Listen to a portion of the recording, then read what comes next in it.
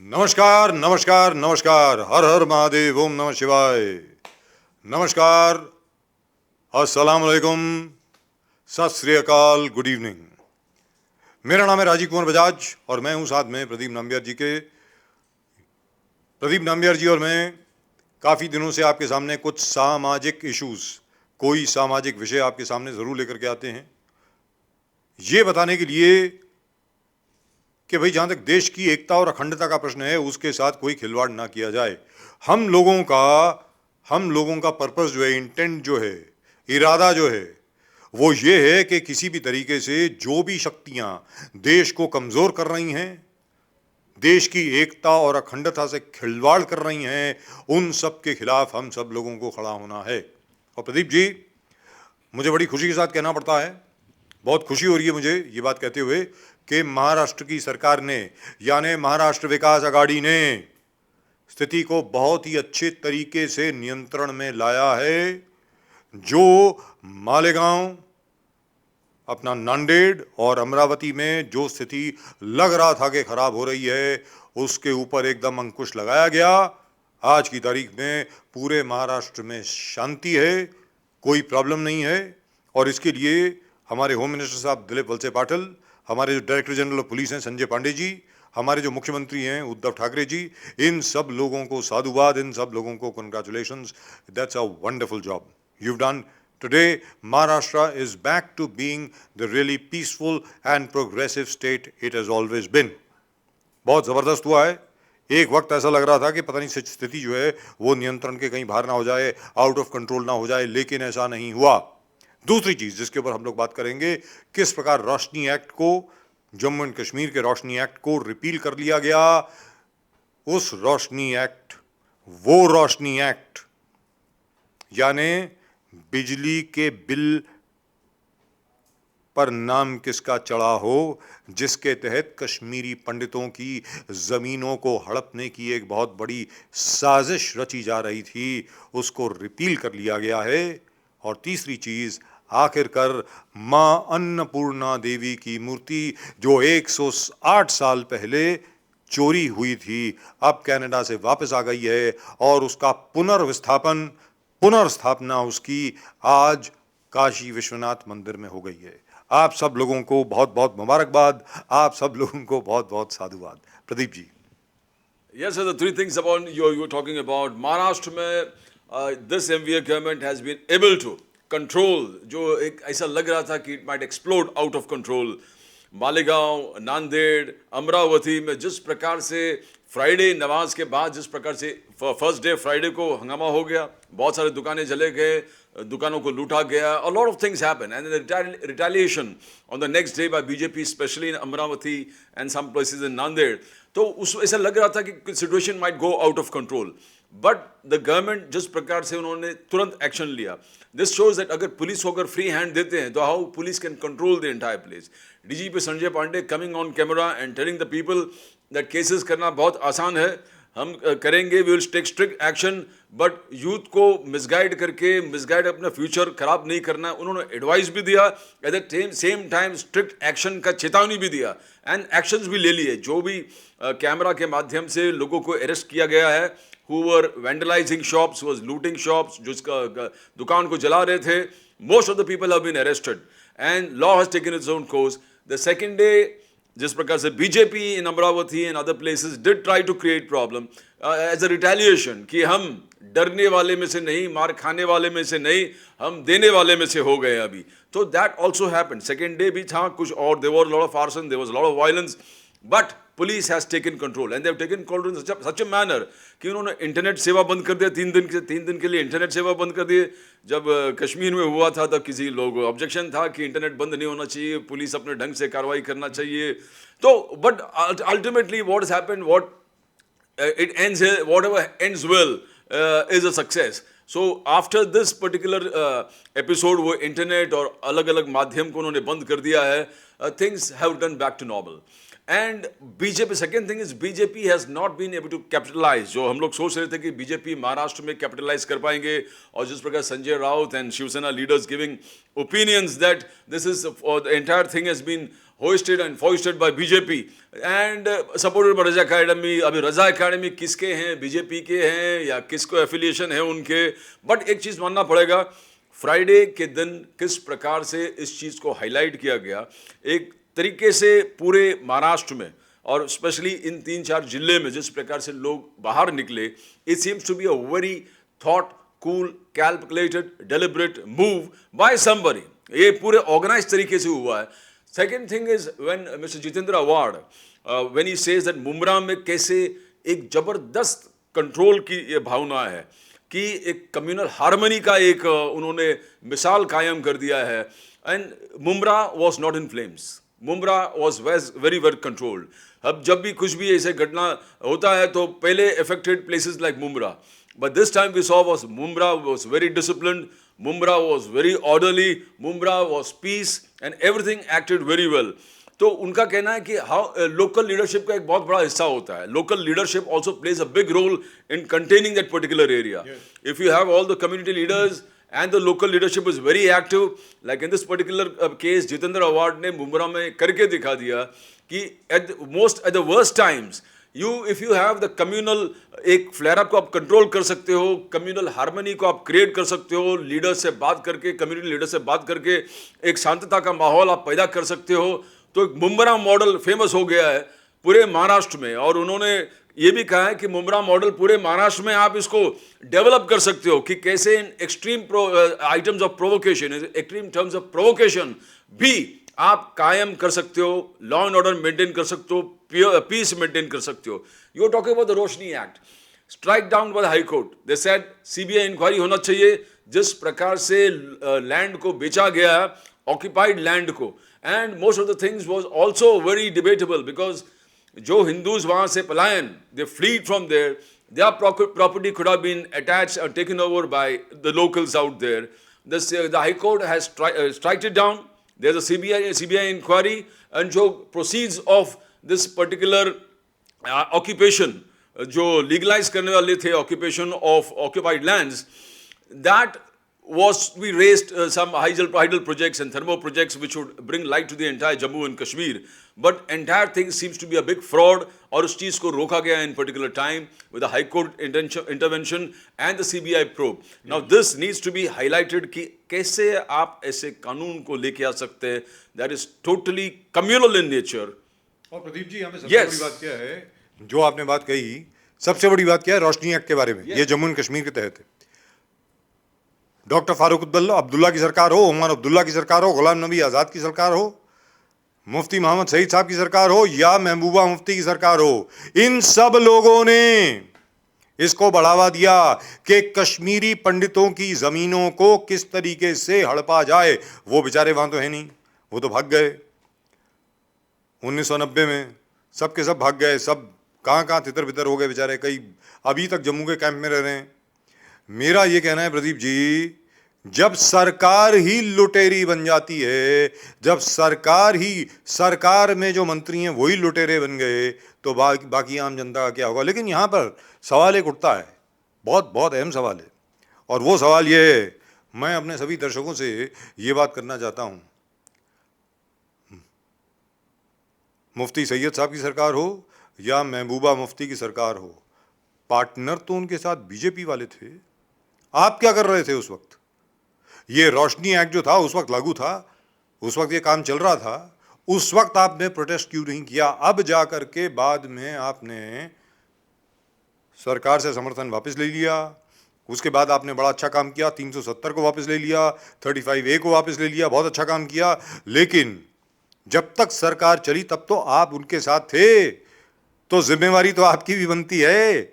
मेरा ये कहना है कि आपको भी जवाब देना है, क्योंकि आपने हर जगह जाकर के ये वादा किया था कि कश्मीरी पंडितों का पुनर्वसन हम वापस वादी में करेंगे. आज तक ये तो बता दें, कितने कश्मीरी पंडित वापस गए श्रीनगर में अपने पुराने घरों में रहने के लिए? आज तक ये फिगर किसी के सामने नहीं आया है, क्योंकि असल बात यह है कि कोई वापस नहीं गया है, और ना ही आपने कोई कंडीशन क्रिएट करी हैं कि लोग वापस जा सकें. And which by the way is rather sad Pradeep ji, इतने सालों से माफ़ कीजिएगा, इतने सालों से भारतीय जनता पार्टी ने अपने आप को हिंदुत्ववादी पार्टी के रूप में प्रमोट किया है और काफ़ी चीज़ें उन्होंने करी भी हैं।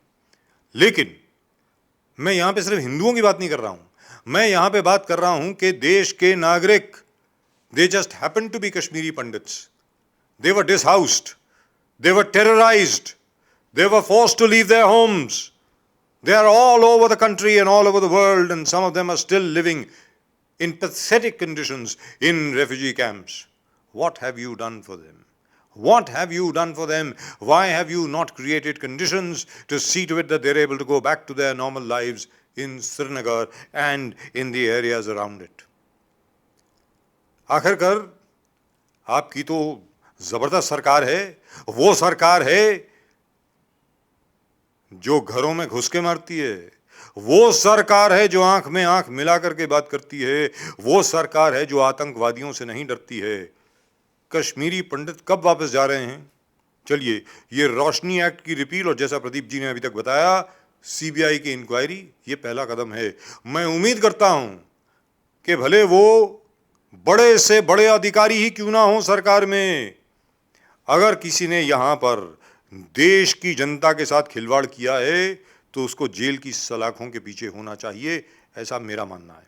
लेकिन एक बार फिर जितेंद्र आवाड जी ने, वापस महाराष्ट्र में आते हैं, जितेंद्र आवाड जी ने जिस प्रकार बताया कि मुंब्रा मॉडल, मुंब्रा वो जगह है, इतनी सेंसिटिव जगह है, इतनी सेंसिटिव जगह है कि कहीं पर भी पूरे हिंदुस्तान में कहीं पर भी कुछ भी हो जाता था, मुंब्रा में अंगार जरूर लगती थी।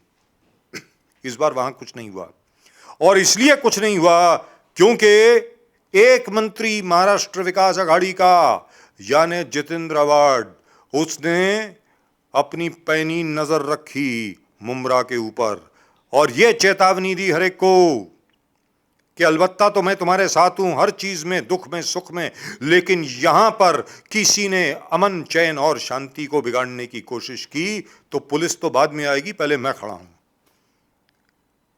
इस किस्म का साहस हमारे बाकी मंत्री क्यों नहीं दिखा सकते? इस किस्म का साहस और इस किस्म की डेडिकेशन हमारे बाकी जनप्रतिनिधि क्यों नहीं दिखा सकते? दिखाना चाहिए। अगर आज आप जितेंद्र आवाड जी की तरह काम करना शुरू कर दें तो मुझे ऐसा लगता है कि महाराष्ट्र में कभी भी सांप्रदायिक दंगा नहीं हो सकता। Pradeep ji. Yes, sir. Jitendra Awad ji ne definitely, being a minister, also showed the Mumra model, a successful model. Most extreme provocations में भी उन्होंने पूरे मुमरा को अपने काबू में रखा. Not one single incident of looting, arson या जो बोलते हैं public place को, हर चीज को, कुछ नहीं, destruction of public property, कुछ भी ऐसे घटना वहाँ पर नहीं हुई। और सचमुच मुमरा मॉडल को पूरे महाराष्ट्र में और पूरे देश में कैसे इनकॉर्पोरेट करे, that is a very fantastic example. It has to be taken very seriously. और दूसरे जो रोशनी वाली बात कर दी, और दूसरे आप जैसे आप करो the battle of Plassey sir, Robert Clive versus Sirajuddaula, अभी just before the UP elections, Salman Khurshid, a very very well respected person, इतने रिस्पेक्ट है, आदर है, he seems to be, he was earlier a face of real secularism. जब नरसिम्हा राव जी ने उनको अटल जी को भेज दिया था यूनाइटेड नेशंस में रिप्रेजेंट करने के लिए, तो एक ज़बरदस्त एक माहौल बना था कि पीपल लुक्ड एट हिम कि बाबा ये एक सही व्यक्ति है, एक बहुत ही बड़ा सुप्रीम कोर्ट का लॉयर भी है, सीनियर कांग्रेस लीडर है, और a very person who stands by the fundamental principles enshrined in the constitution of speech, expression, faith, worship and belief. इस चीज़ को मानने वाले चेहरे पर वो लिखा हुआ था। और अब यूपी इलेक्शन से कुछ महीने पहले वो एक किताब निकालता है, सनराइज ओवर अयोध्या, और उसमें एक, भले पूरे बुक में कुछ नहीं होगा, बट हिंदूज को एक लाइन में उन्होंने ISIS के माध्यम से उन्होंने इक्वेट कर दिया है, एंड ही रिफ्यूजेस टू बच, ही स्टैंड्स बाय इट। तो कभी कभी ये होता है कि कभी कभी जैसे रॉबर्ट क्लाइव, दो मिर जाफर, मिर कासिम, ऐसे जनरल्स को पटा के रखे थे अपने पास, और without firing much, without much resistance, he taken over the entire battle of Plassey. ऐसे ही यूपी का लगता है कि माहौल ऐसा बन जाएगा कि prime minister Modi, Amit Shah and Yogi Adityanath will sweep the entire UP polls. और जिस प्रकार से आप देख रहे हो, हर पार्टी जो विपक्ष है अलग अलग खड़े हैं। Priyanka Gandhi announce that Congress will go alone, Mayawati says alone, SP says alone, you got OAC. So you got one united front of the BJP and a combined differentiated disapparated, different टुकड़े टुकड़े में बटा हुआ opposition, and it seems to be a cakewalk. What is a Congress leader of the repute of Salman Khurshid writing a book just before the elections in UP and basically comparing Ayodhya? कभी कभी secularism का एक मिसाल भी बोलते हैं, कभी कभी वो बोलते हैं कि Hindus are as bad as ISIS. तो व्हाट मैसेज आएगा? अभी यूपी जिस प्रकार से यूपी इलेक्शंस में प्राइम मिनिस्टर मोदी, अमित शाह और पूरे बीजेपी के ग्रुप इसका एडवांटेज लेता है, what is going to be the Congress stand? Is the Congress going to stand by the book? Is the Congress Salman Khurshid जो भी बुक में लिखा हुआ, is the Congress stand on what Hindus are? Is Hindus being equated by ISIS? ये बहुत बड़ा रिस्पांस देना पड़ेगा, specially after Priyanka Gandhi doing a fantastic job in Uttar Pradesh. Priyanka Gandhi जिस प्रकार से बाहर निकलकर रैलीज एड्रेस किए, बहुत बड़े बड़े रैलीज किए, it was looking like the Congress being revived. But with this book of Salman Khurshid, मुझे लगता है it's going to be a sweep of BJP in Uttar Pradesh, and they वही लिखा हुआ है, nothing, because there is no Congress response to that particular book at all. Pradeep ji, आपकी बात बिल्कुल बिल्कुल चुस्त दुरुस्त है. जहाँ तक सलमान खुर्शीद जी का सवाल है, ऐसे ही जो पिछली बार हम लोगों ने बात करी थी, हर चुनाव के पहले आदरणीय दिग्विजय सिंह जी, आदरणीय मणिशंकर अय्यर जी, आदरणीय P चिदम्बरम जी और सम्माननीय सलमान खुर्शीद जी कुछ ना कुछ ऐसी बात कह ही देते हैं जिसकी वजह से कांग्रेस के सभी काम के ऊपर पानी फिर जाता है. अभी अभी प्रियंका गांधी ने इतनी मेहनत करी, इतनी देर के लिए बेचारी जेल में रहीं, कस्टडी में रहीं. उन्होंने सारी महिलाओं को कांग्रेस की ओर आकर्षित कर लिया और हमारे सलमान खुर्शीद साहब ने ये कह दिया, इफेक्टिवली ये कर दिया, कह नहीं दिया, कर दिया कि प्रियंका गांधी जी की पूरी मेहनत जो है वो कहीं की नहीं रही. हिंदुत्व को आप आईसिस के साथ कंपेयर कर रहे हैं, बोको हराम के साथ कंपेयर कर रहे हैं. कितने गले काटे हैं भाई, कितने लोगों को किडनैप किया है हिंदुत्व की ऑर्गेनाइजेशंस ने, कहां कहां पर बम ब्लास्ट किए हैं, कहां कहां पर सुसाइड बॉम्बर गए हैं हिंदुत्ववादी संस्थाओं की तरफ से. और ये तो भाषा जो आप बोल रहे हैं सलमान खुर्शीद जी, ये तो भाषा किसकी है? Prime minister of Pakistan Imran Khan की है. ये तो भाषा वो एक पागल जो मंत्री है, उनका क्या नाम है उसका, जो रेलवे मिनिस्टर है, पता नहीं पाकिस्तान में रेलवे चलती भी है कि नहीं चलती. मतलब आप कर क्या रहे हैं? पाकिस्तान की भाषा आप बोल रहे हैं. कहने का मतलब ये हुआ, अब ये मुझे मालूम नहीं है कि ये मिली भगत है भारतीय जनता पार्टी और सलमान खुर्शीद जी की, लेकिन कम से कम योगी आदित्यनाथ जी को सलमान खुर्शीद को एक गुलदस्ता तो भेजना चाहिए थैंक यू का, ये कहते हुए कि बहुत बहुत शुक्रिया आपका, आप इसी तरह बोलते रहें और हम इसी तरह चुनाव जीतते रहेंगे. As Pradeep ji just now said, पहले अखिलेश यादव जी ने मोहम्मद अली जिन्ना साहब को बहुत बड़ा लीडर कह दिया, बहुत बड़ा फ्रीडम फाइटर कह दिया, और अब इन्होंने ये कह दिया, और अब आदरणीय सम्माननीय मणिशंकर अय्यर जी औरंगजेब को एक बहुत बड़ा रूलर बोल रहे हैं. वो भी एक नई चीज आई है. मेरा ये कहना है, अब वक्त आ गया है सोनिया गांधी जी के लिए, ये फ्री एडवाइस है मेरी, सोनिया गांधी जी के लिए वक्त आ गया है कि आपका जो ग्रुप ऑफ 23 है, G23 है या G25 है, G21 है, जो भी है, उनको बोलिए आप अपना ग्रुप अलग बनाइए, आप अपनी कांग्रेस अलग बनाइए, आप अपनी दुकान अलग खोलिए, हम लोगों से आप अलग हो जाइए.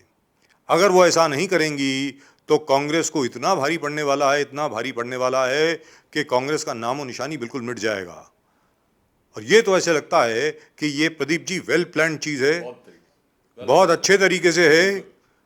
और आज भी योगी आदित्यनाथ जी बार बार बोल रहे हैं जिन्ना की औलाद और हिंदुस्तान की औलाद, इन दोनों के बीच में जंग है और उस जंग में कौन जीतेगा ये तो यूपी के लोग बताएंगे. इस प्रकार योगी आदित्यनाथ जी और भारतीय जनता पार्टी के लीडर पहले से ही उन्होंने बात करनी शुरू कर दी है. जहाँ तक सलमान खुर्शीद जी का सवाल है, सलमान खुर्शीद जी ने जो बात कही है, मुझे ऐसा लगता है उसके लिए उनको माफ़ी मांगनी चाहिए. उसके लिए उनको ये कहना चाहिए कि ये 2 लाइनें जो हैं मैं अपनी किताब से निकाल रहा हूँ, मुझसे गलती हुई है. अगर आप गलती अपनी मान लेंगे तो आपका कद और बढ़ जाएगा, लोग आपको दिलेर समझेंगे, लोग आपके साहस की दाद देंगे. लेकिन मुझे नहीं लगता, यस मुझे नहीं लगता, मुझे नहीं लगता कि सलमान खुर्शीद जी ऐसा करेंगे. सिर्फ एक अपनी किताब बेचने के लिए और अपने आप को सुर्खियों में लाने के लिए आपने हिंदुत्ववादी संगठनों का कंपैरिजन की तुलना आपने इस्लामिक स्टेट और बोको हराम से कर दी। इस्लामिक स्टेट वो चीज है जिसको तो तालिबान भी हजम नहीं कर पाते। वो तुलना आपने हिंदुत्ववादी संगठनों के साथ कर दी। मतलब मैं क्या कहूं इसके बारे में। सलमान खुर्शीद जी बड़े पढ़े लिखे आदमी हैं। मैं ये नहीं सोच सकता कि उन्होंने अनायास ही गलती की होगी। ये बहुत सोच समझ के बात लिखी गई है। क्यों लिखी गई है, इसके पीछे जब भी इन्वेस्टिगेशन होगी, तहकीकात होगी, ये बात सामने आएगी। आखिरकार प्रदीप जी, ऐसी क्या बात है कि हर चुनाव के पहले कोई बोलता है सैफरन टेरर, कोई बोलता है पाकिस्तान में जाकर के आप मदद कर दो मोदी जी को हराने के लिए, ऐसा मणिशंकर अय्यर जी ने कहा। और अब सलमान खुर्शीद जी ये कह रहे हैं। लगता तो ऐसे है जैसे ये पूरी कैंपेन भारतीय जनता पार्टी का खुद का थिंक टैंक चला रहा हो, और अगर नहीं चला रहा है तो भारतीय जनता पार्टी की किस्मत बहुत ही अच्छी है। उनको मेहनत करने की आवश्यकता ही नहीं है, क्योंकि कांग्रेस भारतीय जनता पार्टी के लिए आज मेहनत कर रही है। फिलहाल आज के शो में सिर्फ इतना ही। एक बार फिर महाराष्ट्र सरकार को मुबारकबाद। आप लोगों ने इतना बढ़िया काम किया। जिस प्रकार स्थिति को नियंत्रण में आप लाए, दिलीप वलसे पाटिल साहब, संजय पांडे जी, आपको एक बार फिर साधुवाद। और जिस प्रकार जितेंद्र अवार्ड जी ने दिखाया मुंब्रा में, Mumbra model, I think that deserves closer attention, and that model needs to be replicated not only in Maharashtra but all over the country, so that this jinn, this ghost of communal disharmony should be banished forever. That's it. That's all we've got for you in tonight's show. We'll of course be back with you tomorrow. तब तक के लिए नमस्कार.